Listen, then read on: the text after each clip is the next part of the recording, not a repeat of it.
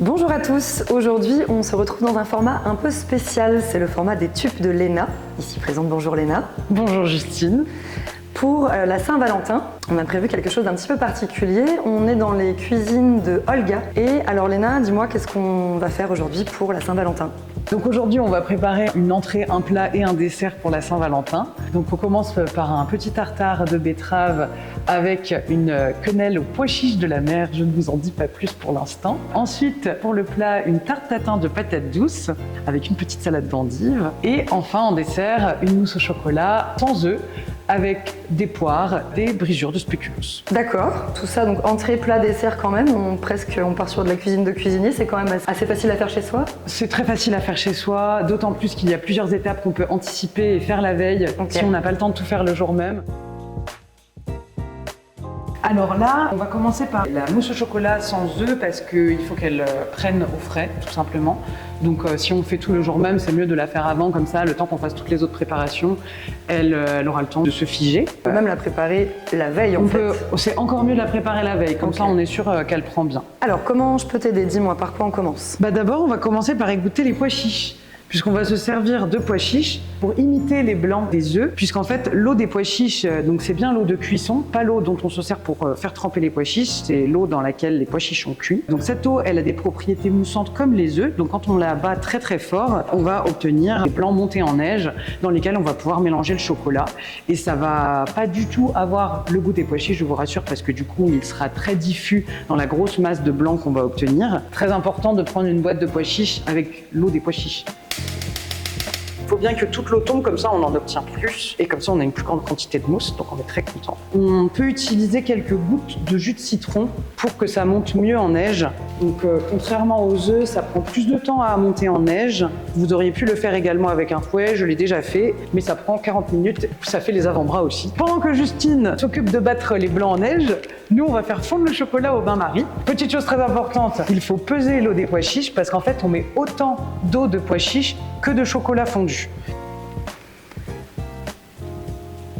On est donc à 60 grammes. 60 grammes, donc on va pouvoir peser 60 grammes de chocolat. Alors, vu qu'on a la chance aujourd'hui d'avoir un commis, ce qu'on va pouvoir faire pendant que Justine est en train de battre les blancs en neige, c'est couper des morceaux de poire.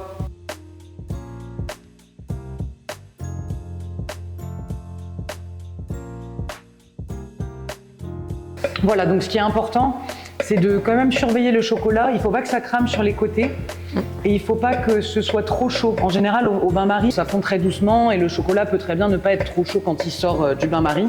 Parce que s'il y a une différence de température vraiment trop grande, que le chocolat est très chaud et que ça ici c'est froid, ça risque de solidifier. Et donc ce ne sera pas pratique après pour touiller. Donc là, il est très bien, il est tout juste fondu. S'il reste un petit peu des morceaux, c'est pas grave. Justine, j'ai une mission pour toi. Je t'écoute. Nous allons concasser des petits morceaux de spéculoos. On va s'en servir pour le fond de la verrine, pour faire un étage au milieu et pour décorer sur le dessus. Suivant le level de gourmandise. On en met plus ou moins, mais surtout n'hésitez pas à vous faire plaisir. On va se munir d'un fouet et on va mettre un tiers de notre préparation de blanc dans le chocolat. Donc on va fouetter très très fort parce que sinon ça va solidifier. On incorporera la mousse au fur et à mesure et cette fois on mélangera bien avec la maryse. On essaye de bien l'incorporer comme ça. Vous allez voir que ça va se solidifier un peu. Et d'ailleurs, la mousse au chocolat à l'Aquafaba a tendance à être plus ferme que la mousse au chocolat classique. On a le droit de lécher la maryse. Bien entendu, il faut aller se laver les mains après. On va donc mettre une petite pincée comme ça dans chacun. J'aime bien le spéculoos. Eh ben, si on aime bien le spéculoos, on peut en mettre un petit peu plus. On va pouvoir prendre une petite cuillerée de poire. Donc ensuite, ça va être l'opération un peu délicate parce que là, on a des verrines qui sont un peu étroites. On essaye de faire un truc un peu joli. Si on n'y arrive pas très bien, c'est pas très grave. On a dit bonne franquette. C'est artisanal.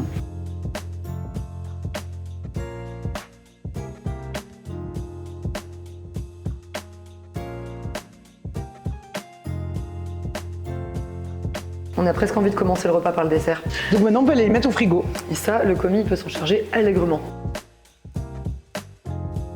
Pour le plat, on va préparer une tarte tatin de patates douces. C'est vraiment faire plaisir sans être compliqué. Ah oui, ça sent le petit repas d'amour. Première étape, mettre le four à chauffer à 180 degrés. Deuxième étape, couper les oignons et les mettre à fondre. On fait ça en premier parce qu'en fait, ils vont fondre tranquillement pendant qu'on va faire les autres préparations. Et ensuite, on va se mettre sur l'épluchage et le découpage des patates douces.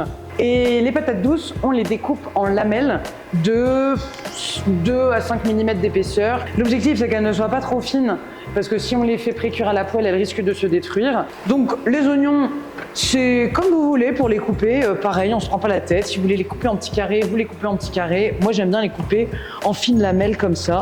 On va pouvoir mettre l'huile à chauffer. Très important de faire chauffer un petit peu l'huile pour que ça saisisse les oignons. Petite astuce pour vérifier que l'huile est chaude. Moi, je mets toujours un petit oignon dedans comme ça, et quand ça cristouille, je rajoute des autres oignons. Voilà.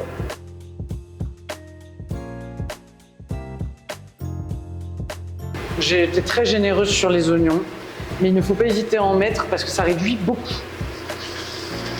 L'objectif là, c'est que les oignons ils deviennent un peu transparents et qu'ils commencent à dorer. Et une fois qu'ils seront tous un peu comme ça, on pourra rajouter du sucre. Mais pour l'instant, on les laisse. Ensuite, on va pouvoir mettre à cuire les patates douces.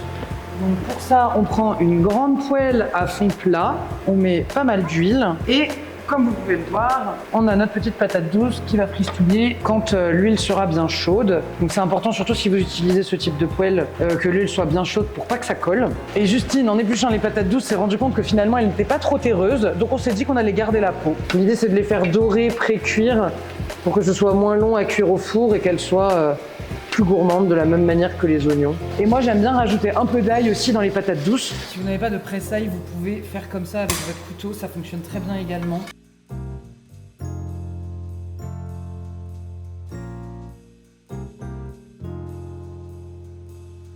Pour ajouter de la gourmandise dans notre tarte tatin de patates douces, on va couper des morceaux de chèvre, un bleu ou du chèvre, je trouve que ça s'y prête bien.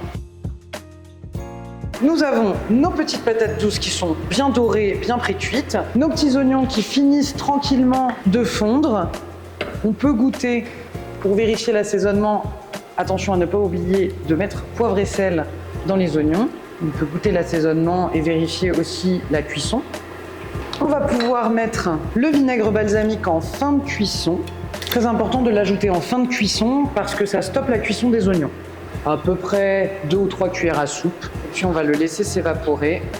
En attendant, Justine, oui, on va pouvoir étaler une feuille de papier cuisson dans le fond du plat. Et la feuille de papier cuisson, c'est vraiment par sécurité, mais comme on va beurrer le fond du plat, c'est pas forcément nécessaire.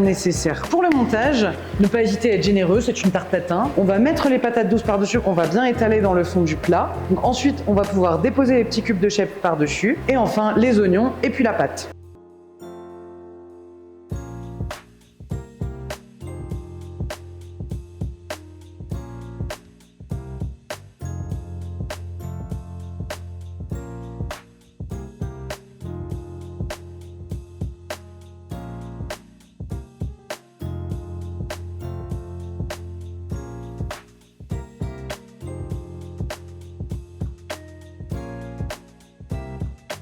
Nous, on n'a pas fait la pâte maison, mais ça peut aussi être très sympa de la faire maison. Donc, Alors ça, c'est une technique que je n'avais vraiment pas. moi, comme je fais toujours la pâte maison, j'ai toujours un rouleau sous le coude. Bon, là, du coup, l'idée, c'est d'essayer de bien la répartir. D'essayer de rentrer la pâte pour qu'elle soit bien autour de la garniture. Une fois qu'on a mis notre pâte par-dessus notre garniture, on a juste à faire des petits trous et ensuite on enfourne une trentaine de minutes à 180 degrés. En fait, il faut juste vérifier que la pâte soit bien dorée puisque de toute façon, toutes les garnitures à l'intérieur sont déjà cuites.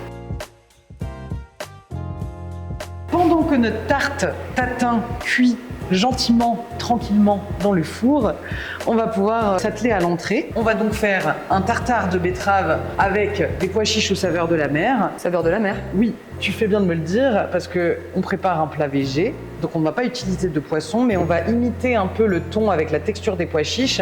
Et pour apporter la petite saveur de la mer, on va utiliser des algues. Donc ici, on a de la salade du pêcheur, c'est un mélange d'algues. Et si jamais on n'en a pas, c'est quelque chose qui peut juste retirer de la recette? On peut la retirer de la recette, on peut rajouter des herbes qui vont apporter un petit côté frais comme de la ciboulette. Donc pour ça, on a besoin de 1 ou 2 betteraves à ajuster selon la quantité que vous avez envie de manger. On va éplucher ces betteraves, les râper. Ensuite, on va les mélanger avec de l'huile de sésame et du vinaigre balsamique. On va y ajouter une échalote et quelques cornichons.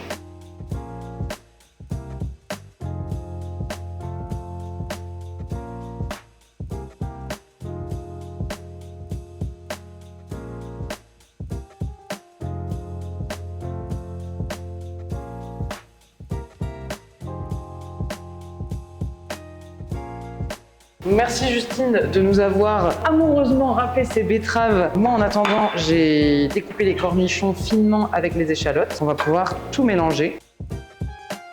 4 cuillères à soupe de vinaigre balsamique.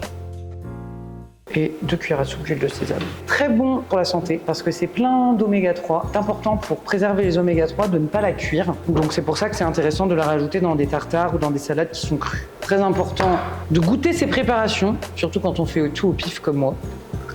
C'est très bon. Je confirme, c'est très bon. Ensuite, on va pouvoir passer à notre préparation au pois chiche. Moi, j'utilise un mini hachoir comme ça parce que je trouve ça plus rapide et pratique, mais ça peut très bien aussi se faire avec un mixeur plongeant. Un mixeur plongeant, tout le monde en a chez soi. Justine qui nous a préparé le jus de citron. Donc, on va peut-être pas tout mettre dès le début, on ajustera au fur et à mesure selon nos envies. Ensuite, comme on a dit, une belle cuillère à café de moutarde, un peu d'algues. Les algues, ça donne quand même pas mal de goût, donc si on n'a pas l'habitude, on peut ajuster aussi au fur et à mesure. Donc un peu de sel, poivre, toujours, et du d'olive. Là, je mets l'équivalent d'une cuillère à soupe.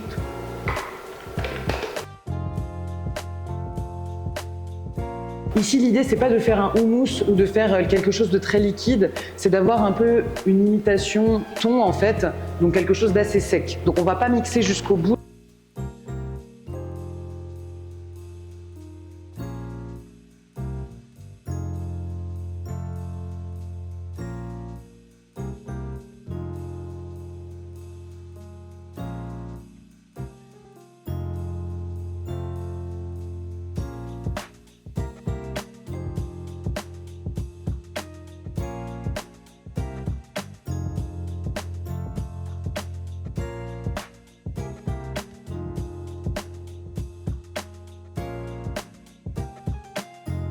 Et bien voilà, on a prouvé avec Léna qu'on pouvait faire un repas de Saint-Valentin végétarien, bio, fait maison, sans trop se compliquer la vie. Merci beaucoup Léna pour tout ça. Avec plaisir. Toutes les recettes sont en description et n'hésitez pas à nous faire part de vos recettes de Saint-Valentin. Et puis nous on va aller manger. Bon appétit!